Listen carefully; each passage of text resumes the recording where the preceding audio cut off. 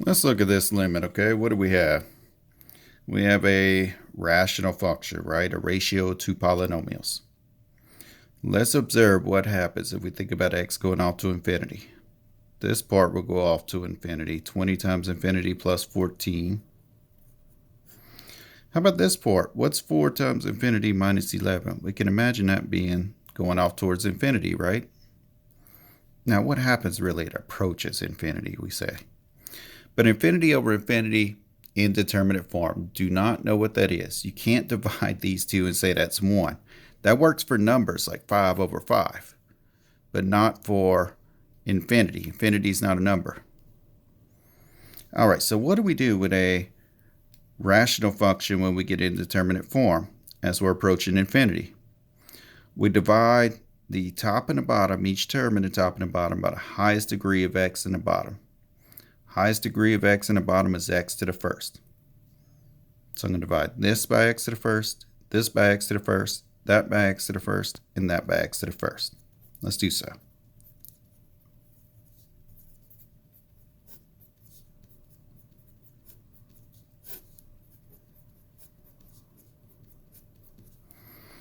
Now, in the last example, I'll multiply by 1 over x over 1 over x. You don't have to show that step. I just wanted to show you how come we can do that.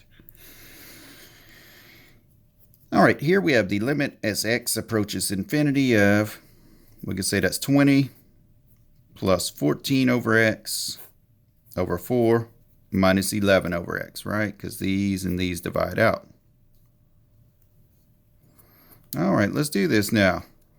As x approaches infinity, 20 stays 20. Plus, what happens to 14 over x as x approaches infinity? Remember, the top stays fixed, bottom gets bigger and bigger, so the whole thing goes towards 0. What happens as x goes to infinity of 4? Stays 4, minus, this thing goes to 0. What do you have? 20 over 4. 20 over 4 is 5. Voila, we have it.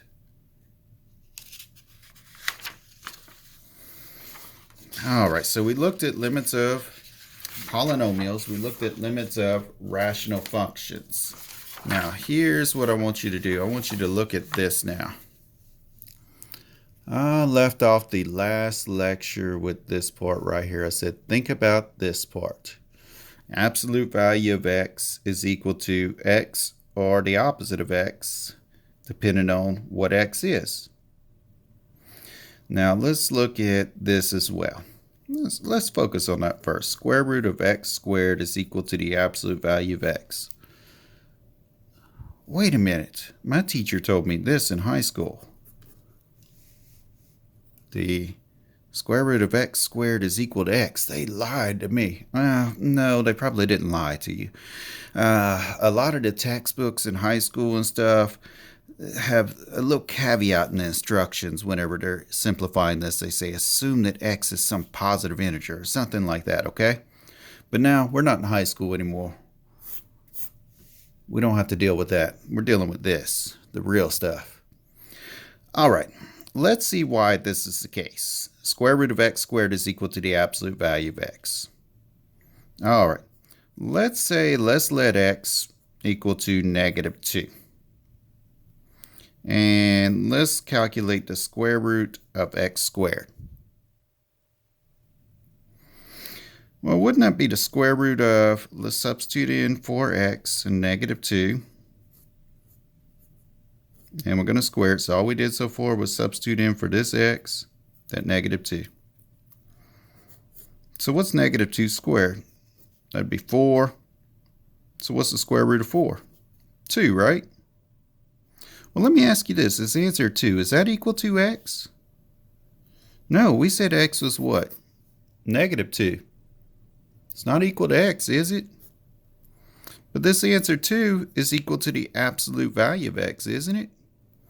If x is negative 2, the absolute value of negative 2 is indeed 2. So what did we just come up with there? The square root of x squared was equal to 2, which is what? The absolute value of x. So we need to think about the square root of x squared is equal to the absolute value of x. Play around with that on your own if you don't see it yet. Go through what I just did without looking at what I did. Convince yourself. Now, let's look at this mess right here.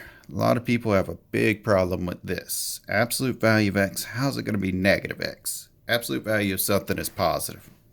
Okay, I hear you. Absolute value of something's positive. Absolute value of 5 is 5. What's the absolute value of negative 5? 5, right? Okay. Let's look at this case. This is like x value is negative 5, right? Why am I saying x value is negative 5? Because negative 5 is in the place of that x, right?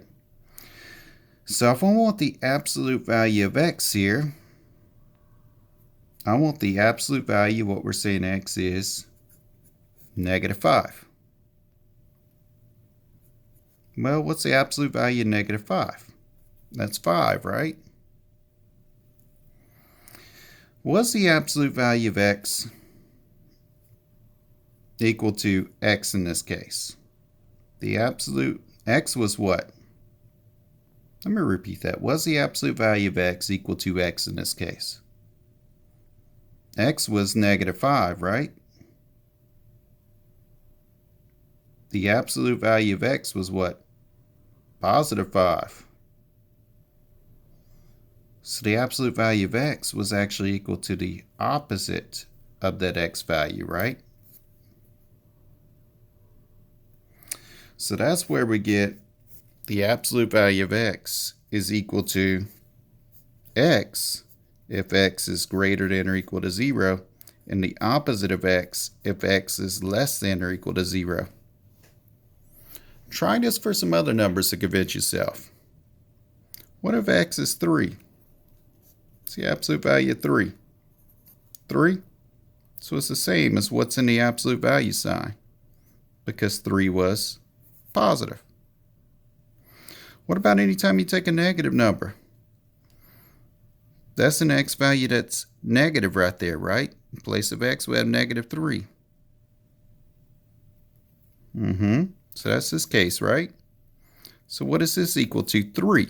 So it's equal to the opposite of that x value. That's how we get that. Now, very important, this and this, we're going to use it in the examples that follow.